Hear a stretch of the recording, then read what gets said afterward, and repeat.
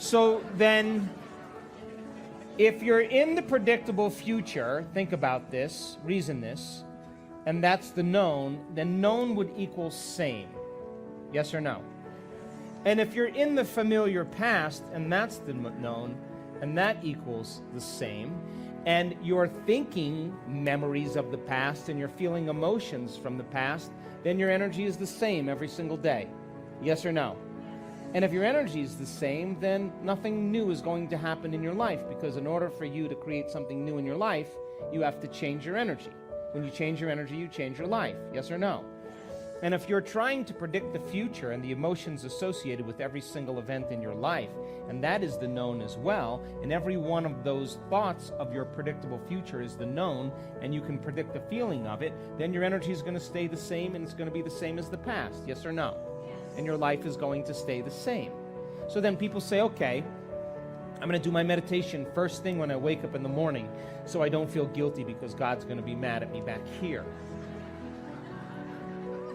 Because God really is, never mind. Anyway.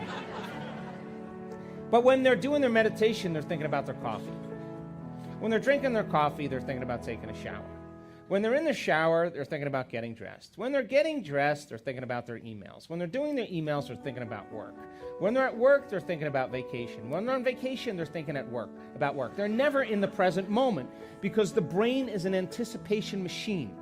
And it's trying to anticipate the next moment. And as long as you can predict or anticipate the next moment, that's the known.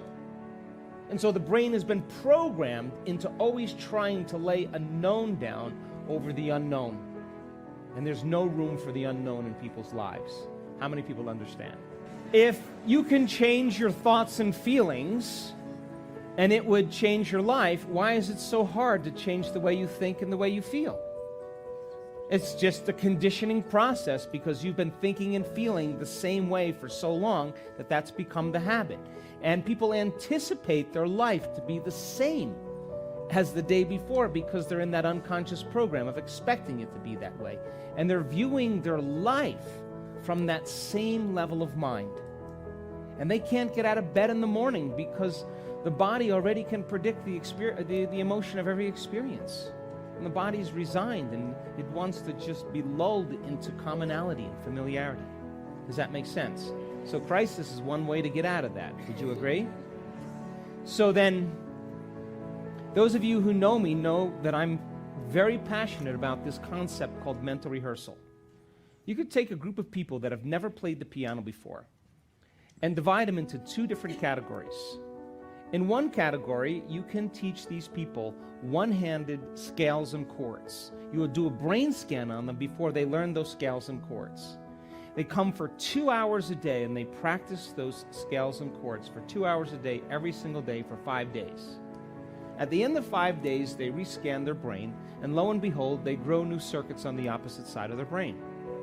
Nothing really magical there. You learn something new, learning's making new synaptic connections. Yes? You get some instruction. When you get some instruction, you get your body involved. When you get your body involved, you have a new experience. Experience enriches circuitry in the brain. Yes or no? Pay attention, be present in what you're doing. You got to pay attention and repeat it and concentrate and fire and wire and fire and wire. You're going to assemble new neural architecture as a reflection of your interaction in the environment. Yes or no? You take another group of people, do a brain scan on them. Instead of them actually physically playing the scales and chords, you have them come into the laboratory, you have them close their eyes, play a metronome, and for 2 hours, these are college sophomores, by the way, mentally rehearsing playing the scales and chords over and over again, over and over again, over and over again. And at the end of 5 days, they grow the same amount of circuits in their brain as the people who are physically demonstrating the activity. Now think about this. Their brain looks like they've been practicing the piano for the last 5 days, but they never lifted a finger. Yes or no? The brain looks like they've already had the physical, real-life experience, but they haven't yet. The brain just looks like they already had it. You with me? You take those people that have never played the piano before, you set them in front of the piano, and like magic, they could play those scales and chords because they've primed their brain ahead of the event. Are you with me still? All right, so you can change the brain. What about the body? You can take a group of men. bring them into the laboratory, test the strength of their bicep muscles, and then for an hour a day, they can close their eyes and mentally rehearse doing bicep curls and add an emotional component of stronger, harder, more intense. And for an hour a day, they're rehearsing doing that activity. At the end of just 2 weeks, 13.5 increase in muscle strength, and they never, ever lifted a weight. Now their body, I know what you're thinking. Now their body looks like they've been in the experience for 2 weeks, yes or no? Their body's changed by thought alone. Are you with me? Now think about this. You wake up in the morning and you start rehearsing, just like the piano players, just like the muscle exercises, all the people you have to see, all the places you have to go, all those feelings of those certain staff meetings with those certain people, and you start rehearsing your known reality. Would you agree, just like the piano players, just like the muscle exercisers, you're priming your brain and body to look like your day has already happened, yes or no? And you're now in the program, and your body and mind are going to follow suit because you're programmed into that future. Does that make sense? It says where you place your attention is where you place your energy. Yes or no? Yes. This is your outer world of physical reality, and this is your inner world of thoughts and feelings. Now, your outer world, there's been research done that says that when you make what's called an episodic memory, memories that are episodic or related to events are connected to objects, things, and people at certain times and places. And you freeze an image in the brain, and that's called a memory. Are you with me still? So your outer world is made up of bodies, objects, people, things, places, yes or no? Certain times. Your inner world of thoughts and feelings is what you manage.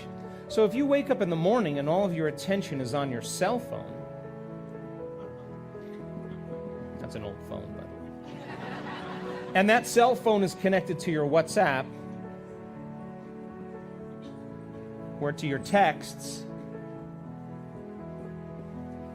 or your Instagram,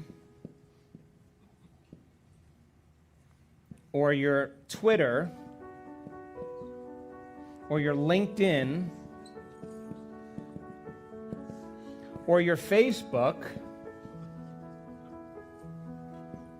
or your attention is on your computer. Well, let's draw one. And that's connected to your emails. But then you have to think about your job. And then you have to think about your boss. Then you have to think about your projects, which makes you think about your coworkers, which makes you think about your enemies. And you give them a lot of your attention. And then, of course, then there's your partner. And don't forget your ex. And then there's your kids. Yes? And then there's your siblings. And then there's your parents. And then don't forget your in-laws. They're weird. And then, of course, there's your friends. And then there's your face. Got to give that attention. Then there's your body, got to give that attention. Don't forget your pain.